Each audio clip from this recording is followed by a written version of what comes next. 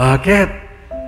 Milalakula alagad, pupunta langan, at migugumgum kang Jesus. Anya pinalalang asa binungemoy tang, alip na ng Belzebul.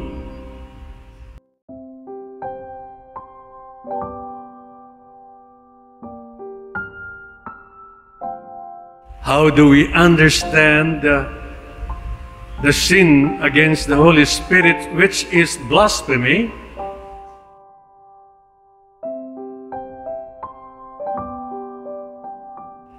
The Holy Spirit gives us grace, gives us gifts.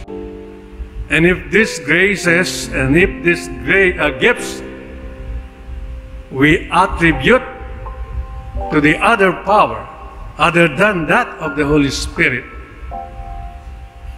and then curse these gifts with such stubborn irreverence, then we blaspheme against the Holy Spirit.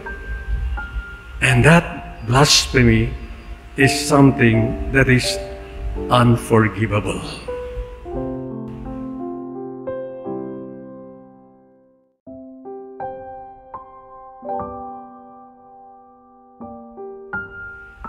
Nano ing panagkat na uli nito, nining senaryo ay ni, yung panagkat na po, let us not harden our hearts to the summons of the Holy Spirit. Let us open our hearts